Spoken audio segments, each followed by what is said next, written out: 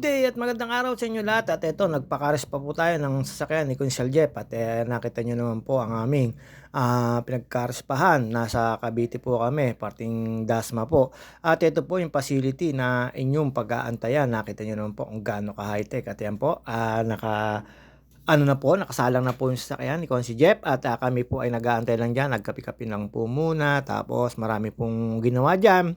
Maghapon po namin inantay yan pero napakalupit po rito, hindi ko kayo maiinip. Ayan, habang nag-aantay kami, naka-ACU yan, talaga po yan yung antayan nila. Medyo, alam nyo na, syempre, mga gantong antayan, gantong ay medyo yung pagbabayad nyo rito ay medyo mahalay. At yun nga po ay dito, ay kaya kami punta promo at yun nga po medyo nakamura lang siya, all details ang ginawa, pati yung mga anong tawag dito, yung mga watermark sa salamin, sa body, tapos basta inis pa po yan, karis pa po talaga, tapos pati yung makina at hindi po yung hinuhugasan ng tubig.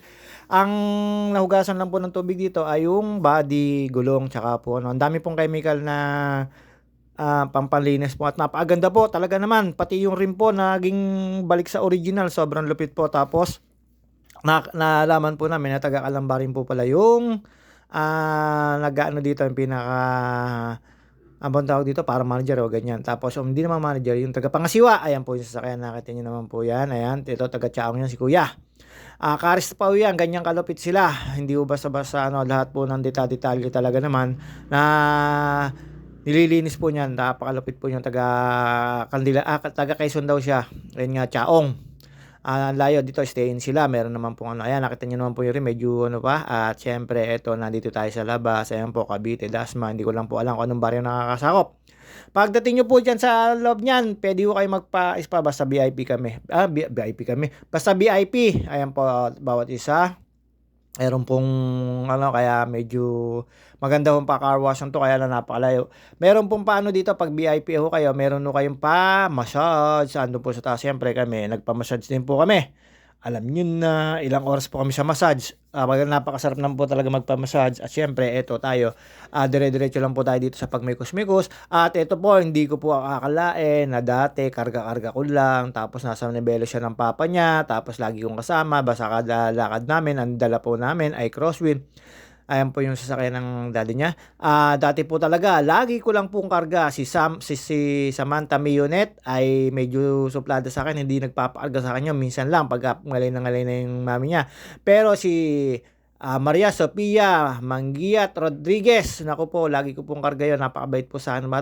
Nakaka-convoy ko na po siya. Dinaanan ko po sa bahay ng kaklase niya. Medyo na-flat po yung sasakyan. Sa tagal na ng panahon talaga naman Diyos ko po, kakonvoy ko na po siya. Hindi ko lang po nakuha na ng video, gabi na. Atin nga po na-flat yung sasakyan niya. Kaya inayos natin at nakakonvoy pa pauwi sa bahay nila. Atin nga po, eto, ayan, yung cars pa, ang lupit po talaga dito. Hindi pa po kami dyan. Pero pagdating nyo po rito, alam mo yan, may libre po kayong rice bowl. Napakarami pong kanin. Talagang hindi na po ako nakapaghapunan at hindi ko na niyakag kumain si Jeff. Dahil po sobrang dami po ng pagkain. Ayan po yung facility. Diyan po kayo mag-aantay. Ayan ang kasama ko. Nakita nyo naman po. Lalo ako, nakataas pa ako dyan. At syempre, eto, tinignan lang po natin. Libre po yan, juice, tsaka yung may pagkain po dyan sa pagka kayo nagpakaris pa rito at magpa-car wash. At syempre, ayan, ikot lang po tayo. Ayan, hindi ko titikman yan. Yung juice, tsaka yung tubig. Tapos may pakapi pa po dyan, libre. Basta, syempre, alam nyo naman po, pagka gantong, medyo may kamahalan din yung pagpapakarwas na yan. Ayan, ang ganda po, bago pa lang po siya. Pero daga Kalamba po sila. Pati po yung ang tawag dito, ayan po yung natin. Pati po yung sa may-ari. At ito, po nagpa-spa si Jeff. At doon nga ho kami, ang tagal po namin. Sa spa na yan, halos maghapon pa kami dyan. Kami pa yung nagbukas ng AC niyan. Tapos kami rin, pipindutin mo lang on and off. Pagka, ko po dyan, tuwan-tuwa po ako dyan. Siguro, hindi lang 1 oras o 2 oras ako nagpa-spa dyan. Nananakit na pa yung likod ko, pero syempre, bago kami umuwi, nagpa-massage pa uli kami dyan. Napakalupit po dyan. Ayan, tigisa po kami dyan, pero 3 lang po yung at ayan. Nilagay ko lang po yung bag niya dyan, tapos ako, dito ako sa kabila, syempre, alam nyo na. Ayan po yung sasakyan sa baba. Talaga naman pong solid na solid po yan. Sa iba po mga ka-Arispa, hindi po ako nakapagpaka-Arispa, pero dito solid po talaga. Ang lupit po talaga gumawa ng nag-aano niya, yung supervisor po nito. Sa sobrang tagal na raw po talaga siya sa management, kaya yun ang naging supervisor. Tapos dun sa kabila, alam niyo na, nagyaya pong mag-ano yan, kumain, tapos tumambay din po kami. Sa hapon po, ayan, binuksan ko po yung aircon para magpa-ano kami. Mamaya makikita niyo, nakaupo na ako diyan. Siyempre, hindi maring di ano yan. At may libre pong ano kayo diyan, may libre po kayong pagkain pagka nagpa-cars pang kagaya niyan. May libre pong isang iced tea nga po ba? Basta meron pong isang meal. Tapos meron po kayong isang iced tea, ayun nga kinuha ko lahat. Tapos nag-order pa ako ng extra order. Na pagkakain ko po, sobrang laki po ng rice bowl. Yung order namin, iba-iba ho toppings. Hindi na ako kumain ng tanghalian ng hapunan kay Consi Jeff. Sobrang busog ko po at umuwi kami, ginabinaw kami. Sa tagal po namin dyan, ayan, nagpapamassage kami. Sa tagal po namin dyan, maghapon po talaga yung in-spa yung sasakyan. Napakalupit naman po pagkatapos po. Makikita nyo lahat yung mga chemical at yung gagawin dyan nung nag-i-spa. Yung lahat po talaga kasi package 3, may mga package din naman, may mga car wash lang, depende po sa laki ng sasakyan, pero kalimitan po rito sigurado po ang pagka-car wash dito ay mahalaga ng 500. Sa lupit naman po talaga mag-car wash nila. Siyempre, alam nyo na, kung maghahanap kayo ng Moraita, ay huwag kayo dito. Pero ito, located at Dasma.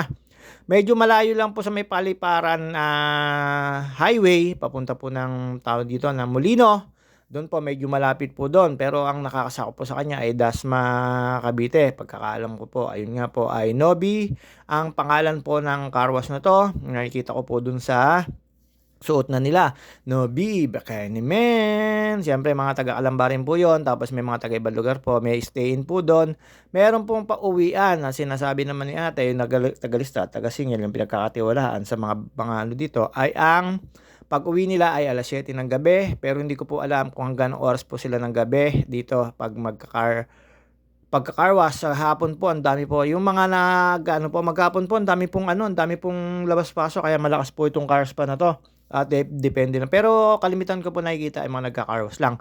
At ayun nga po, syempre nagkukwento kami dyan ni Consi. Ayun nga, ang dami pong sabi, someday meron daw siya nito pagyaman niya. Ewan ko ba kung tama ba yun o hindi. Syempre ayan, may nakakwentuhan niya po dito yung isang may-ari, yung isang kakorporasyon, kaya yun nagkausap sila at ewan ko, basta pagkakalam ko ibabalik pa namin yung ibang sa kanya dito. Ayan, 17 minutes, agaano po tayo, nagpapamassage, nakailang 20 minutes yan sa akin, talaga naman sinamantala ko at wala naman pong bayad. Ayun, sa baba yung sasakyan, nakita nyo naman po, open na. Bawat detail po talaga niya, bawat kasulok-sulukan, kaya napakasarap magpa-caris pa dito. At syempre, masarap din ang bayad niyan.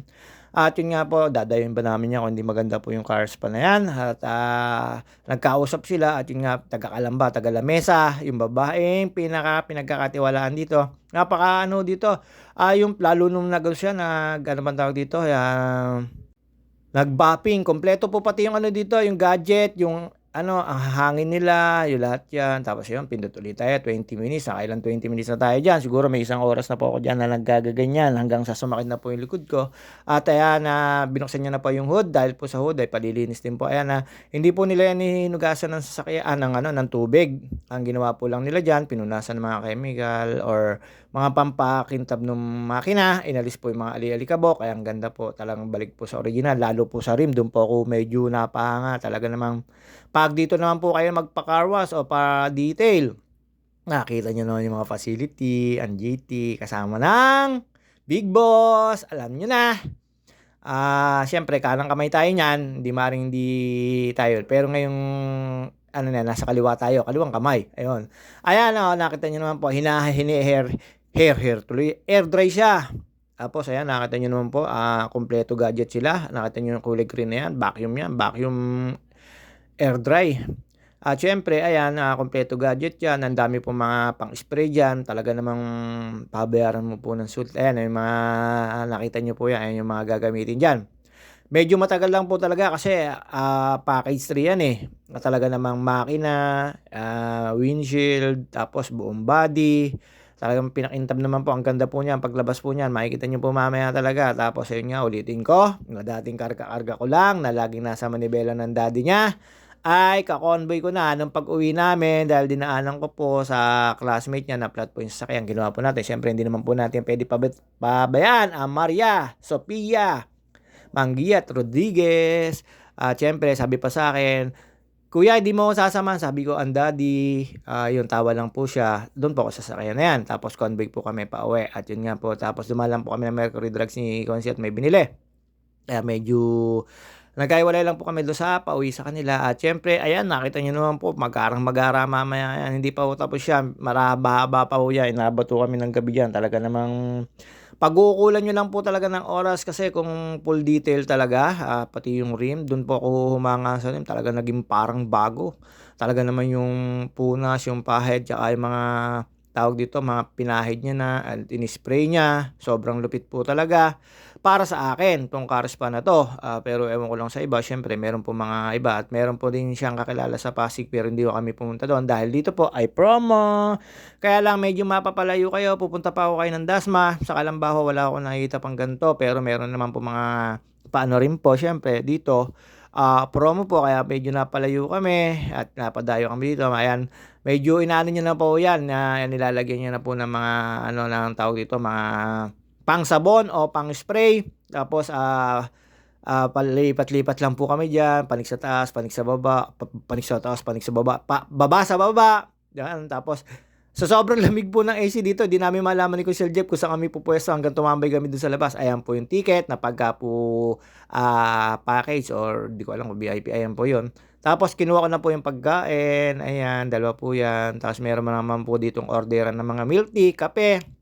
At libre po yan, 1 meal sa mga magpapaganyan po, cars pa. At syempre, alam niyo naman po ang JT, alam na this. Ayan, nakita niyo naman po yung rim niya na hindi pa po ganyan ka na yan. Tapos ito, yung mga rice bowl. Ayan yun po yung ganyan kalaki. Sobra po ang daming pagkain yan. Sobra po talaga.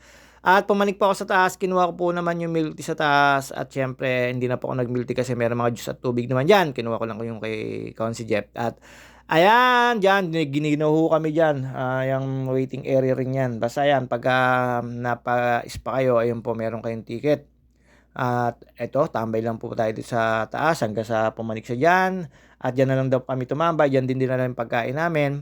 At gininaho kami dyan. Balik na naman ho kami dun sa, ang tawag dito, sa massage. Pagka dating sa massage, bumaba naman kami sa may papuntang tambayan na walang aircon doon po sa likod at habang matatapos na po yung spa at yun nga lang po talagang paglalaanan nyo po pagpaka spa or package 3. Maghapon po talagang titiradahin nung hindi ko alam nakalagay sa likod ng damit ay supervisor. Siyempre, pagkakaalam nyo, pag supervisor na yon, ibig sabihin yun na talaga yung malupit nila manggagawa. Ayan, dito na kami, pumalik namin sa taas at dito na kami tumambay.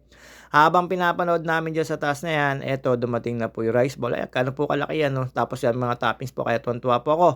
At hindi na po ako nagyaya kumain ng hapunan. Sa dami ko pong kinain na yan. Tapos ayun yung cars pa.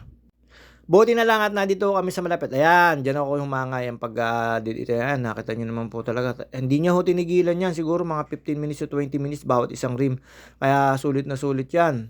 Ayan, may mga gadget po yan. Tapos may mga baterya siyang panglinis.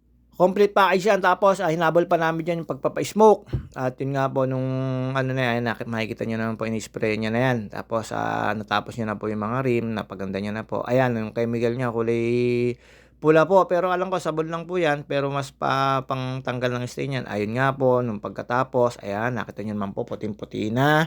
At meron siyang ano, ayan, air dryer. At dire-diretso lang po yan. At ayan po, nakakita nyo naman po kung gaano kakintab na matatapos na po siya. Nandiyan na po ako sa labas, pero hindi pa po ano yan, at dinidetail pa po yan. At inaano pa po yan. Ang tawag dito, yung